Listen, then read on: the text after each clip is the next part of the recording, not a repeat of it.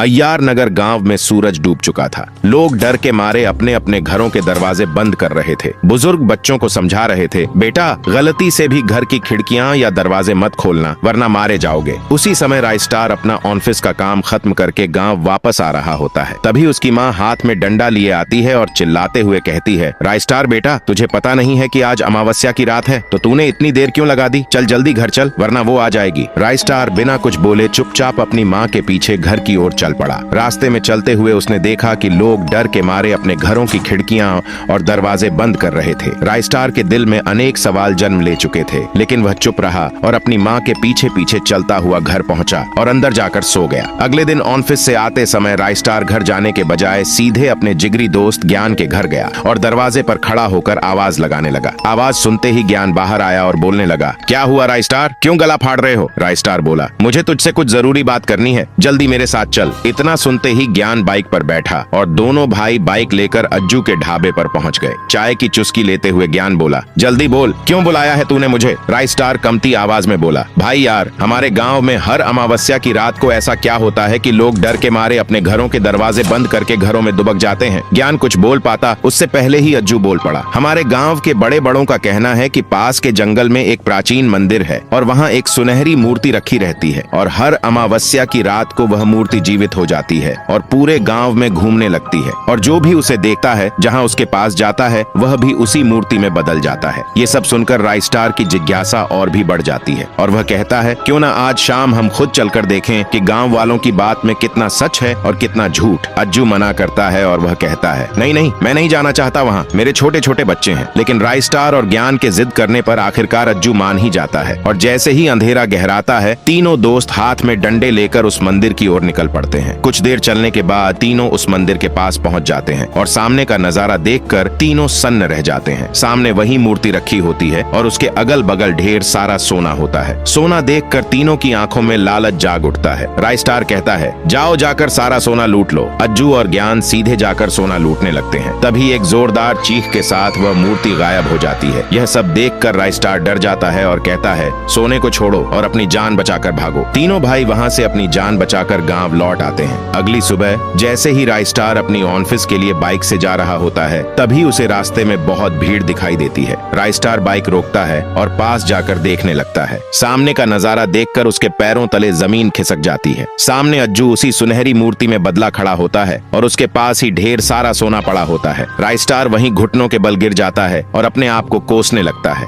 राइस्टार को रोता देखकर ज्ञान भी भीड़ के पास आता है और अज्जू की मूर्ति को देखकर सदमे में चला जाता है। अज्जू की मृत्यु के ठीक 10 दिन बाद दोनों भाई रात के ठीक 2 बजे राइस्टार के घर पर बैठकर अज्जू की मृत्यु पर चर्चा कर रहे होते हैं। राइस्टार ज्ञान से पूछता है, भाई तुम्हें कुछ पता है तो साफ साफ बता दो। ज्ञान की आवाज भारी हो जाती है और वह हकलाते हुए बोलता है, नहीं नहीं भाई, मुझे कुछ नहीं पता, मैं तो खुद उस दिन दूसरे गांव अपने मूसी के घर गया हुआ था। और इतना कहकर ज्ञान कहता है, चल ठीक है भाई, मैं अब अपने घर चलता हूँ, बहुत रात हो गई है। ज्ञान के जाते ही राइस्टार अपने कंप्यूटर में उस दिन की सीसीटीवी फुटेज देखने लगता है। वह देखता है कि ज्ञान और अज्जू सड़क पर खड़े कुछ बात कर रहे होते हैं। तभी फुटेज कट जाती है। ये सब देखकर राइस्टार का शक ज्ञान पर और भी बढ़ जाता है और दूसरी ओर ज्ञान बाइक लेकर उसी जंगल के रास्ते घर जा रहा होता है कि तभी अचानक उसके सामने ढेर सारा सोना प्रकट हो जाता है। ज्ञान बाइक रोकता है और पास जाकर देखने लगता है। तभी वह सोना हिलने लगता है और वही सुनहरी मूर्ति में बदल जाता है और ज्ञान की ओर बढ़ने लगता है और एक जोरदार वार ज्ञान पर कर देता है। ज्ञान की चीख पूरे गाँव में गूंज उठती है। और फिर अगले दिन राइस्टार के दफ्तर में एक आदमी घबराहट में दौड़ता हुआ आया। हाँफते हुए उसने कहा, राइस्टार भाई, ज्ञान भाई जंगल के बीचों बीच पत्थर की मूर्ति बने खड़े हैं। यह सुनते ही राइस्टार का दिमाग सुन्न हो गया। वह बिना एक पल गंवाए सीधे जंगल की ओर भाग पड़ा।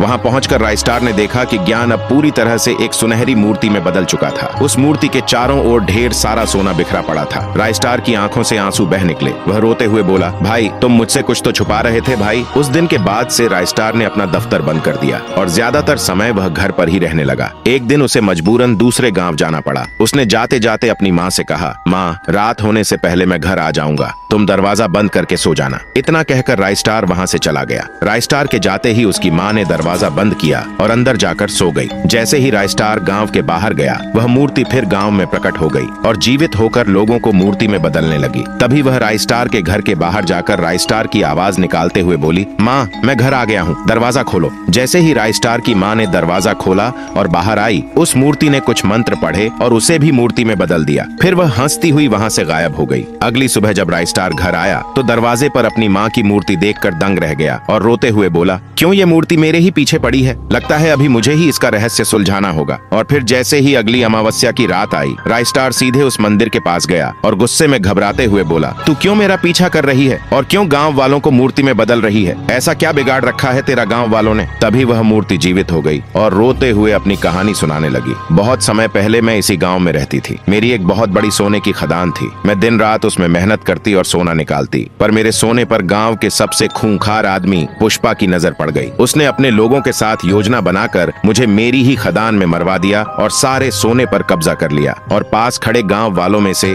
किसी ने मेरी मदद नहीं की, वे बस खड़े रहकर तमाशा देखते रहे। उस दिन से मैंने मन में ठान लिया कि मैं अय्यार नगर के हर एक इंसान को सोने की मूर्ति में बदल दूंगी। ये सब सुनकर राइस्टार बोला, ऐसा मत करना मेरी बहन, मैं तुम्हारी मदद करूंगा जो मुझसे हो पाएगा। राइस्टार की बात सुनकर वह थोड़ी शांत हो जाती है और फिर राइस्टार उसे अपनी योजना के बारे में बताता है कि कैसे वे दोनों मिलकर पुष्पा को हरा सकते हैं और उस खदान को वापस पा सकते हैं। और फिर अगले दिन राइस्टार उसी खदान में पुष्पा के पास गया और अपने घुटनों के बल गिरकर बोला, मालिक, गांव में ढेर सारा सोना मिला है। मुझे लगता है उस पर सारा हक तुम्हारा ही है, इसलिए मैं तुम्हें बताने आया हूँ। सोने का नाम सुनते ही पुष्पा की आंखों में चमक आ गई और वह बिना अपने लोगों के गांव की ओर निकल पड़ा। शाम होते होते वह गांव पहुंच गया। गांव पहुंचते ही उसे सामने ही वह सोने का ढेर दिखा। सोने का ढेर देखकर वह बबला हो गया और सोने की ओर दौड़ पड़ा और हंसते हुए बोला, इतना सारा सोना, अब मुझे अंबानी बनने से कोई नहीं रोक सकता। तभी वह सोना हिलने लगा और वही मूर्ति में बदल गया। मूर्ति को देखकर पुष्पा की सिट्टी बिट्टी उड़ गई। वह वहां से भाग पाता उससे पहले उस मूर्ति ने उसे वही सुनहरी मूर्ति में बदल दिया और उसे अपने साथ लेकर गायब हो गई। पुष्पा के जाने के बाद ज्ञान भी पहले जैसा हो गया और धीरे धीरे अज्जू भी,